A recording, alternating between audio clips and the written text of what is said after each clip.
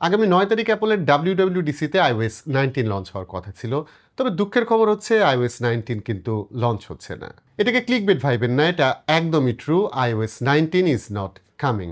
তো যারা কনটেক্সটটা জানেন না তাদের জন্য একটু জানিয়ে রাখি, অ্যাপল প্রত্যেক বছর iOS বা iPadOS এগুলো রিলিজ করে থাকে এবং ধারাবাহিকভাবে iOS 7, iOS 8, iOS 9 এভাবে আস্তে আস্তে iOS 18 পর্যন্ত চলে এসছে এবং এই বছর iOS এর জন্য লঞ্চ হওয়ার কথা ছিল iOS 19, বাট সেটা আসছে না। যেটা আসছে সেটা হচ্ছে iOS 26।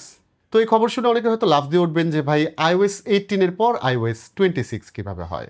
শুধু iOS-ই না, macOS, iPadOS বা tvOS, visionOS সব কিছুর ক্ষেত্রেই অ্যাপল এবার রিব্র্যান্ডিং করতে যাচ্ছে নামের ক্ষেত্রে। মানে প্রত্যেকটা অপারেটিং সিস্টেম এখন থেকে পরিচিত হবে বছরের নামে। অর্থাৎ এবার আসতে যাচ্ছে iOS 26, macOS 26, iPadOS 26, visionOS 26, ব্লা ব্লা ব্লা।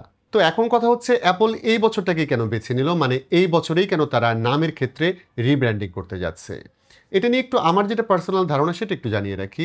সেটা হচ্ছে অ্যাপল কিন্তু এআই নিয়ে অনেকটা ব্যাকফুটে আছে এবং সত্যি বলতে অ্যান্ড্রয়েডের তুলনায় অ্যাপল অনেকটাই পিছিয়ে থাকছে। আমি স্ট্যাবিলিটির কথা বাদ দিলাম, অন্যান্য দিক থেকে বা ইনোভেশনের কথা আমরা যেটা বলছি সেই ক্ষেত্রে কিন্তু অ্যাপল অনেকটাই পিছিয়ে গেছে iOS-এর ক্ষেত্রে।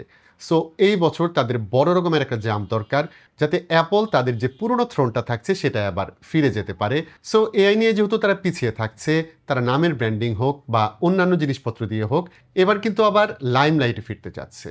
ইনিশিয়ালি আমরা যেসব লিকস এবং রিউমারগুলি দেখলাম সেখান থেকে যেটা জানা যায় সেটা হচ্ছে লুকের ক্ষেত্রে, মানে ওএস এর লুকের ক্ষেত্রে এবার প্রচুর চেঞ্জেস থাকছে এবং iOS 19 নিয়ে আমি অলরেডি একটা কন্টেন্ট করেছিলাম যেখানে জানিয়েছিলাম যে লুকের ক্ষেত্রে প্রচুর চেঞ্জ আসতে যাচ্ছে, নতুন নতুন ফিচার অ্যাড হতে যাচ্ছে। সো এই বছর আশা করা যায় অ্যাপল যেহেতু ব্যাকফুটে আছে এআই নিয়ে, তো অন্যান্য জিনিসপত্র দিয়ে তারা এআই এর যে ঘাটতি আছে সেটা হয়তো কাভার আপ করতে চাইবে। তো এখন কথা হচ্ছে এটা তো 2025 সাল, এই বছর তারা যে ওএসটা রিলিজ করতে যাচ্ছে সেটাতে তারা 26 কেন ব্যবহার করছে। 26 ব্যবহার করছে খুবই সঙ্গত কারণে, কারণ তাদের যে অপারেটিং সিস্টেম সেটা বাজারে আসতে আসতে কিন্তু সেপ্টেম্বরের দিকে আসে, সেপ্টেম্বরের শেষের দিকে আসে। সো সেপ্টেম্বর মানে অক্টোবর, নভেম্বর, ডিসেম্বর মাত্র 3 মাস বাকি থাকে এবং বাকি বছর তারা কিন্তু এই অপারেটিং সিস্টেম দিয়ে চলবে। তো এই 3 মাসের জন্য তারা আসলে কারেন্ট ইয়ারটাকে ব্যবহার করতে যাচ্ছে না, চলে যাচ্ছে নেক্সট ইয়ারে, যাতে তাদের যে অপারেটিং সিস্টেম থাকছে সেটা একদমই মডার্ন মনে হয় এবং যাতে মনে হয় সেটা অন্যান্য যেসব অপারেটিং সিস্টেম থাকছে লাইক অ্যান্ড্রয়েড 16 বা স্যামসাংয়ের যেসব ওএস থাকছে, বেসিক্যালি মনে হবে অ্যাপল অপারেটিং সিস্টেমের দিক থেকে অ্যান্ড্রয়েড বা স্যামসাং বা অন্যান্য যেসব অপারেটিং সিস্টেম থাকছে সেগুলোর চেয়ে অনেক বেশি এগিয়ে থাকছে। তো সত্যি কথা হচ্ছে নাম চেঞ্জের এই বিষয়টা এখন পর্যন্ত কিন্তু লিকস এবং রিউমার্সের মধ্যে আছে।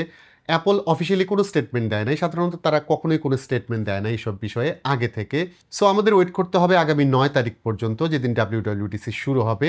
সো সেখানে দেখা যাবে যে iOS 19 আসছে, iOS 20 আসছে নাকি iOS 26 আসতে যাচ্ছে।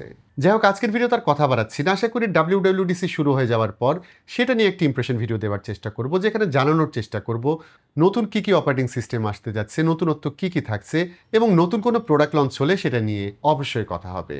আজকের মতো আমি বাবু এখানেই বিদায় নিচ্ছি। সবাই ভালো থাকবেন, অনেক ভালো।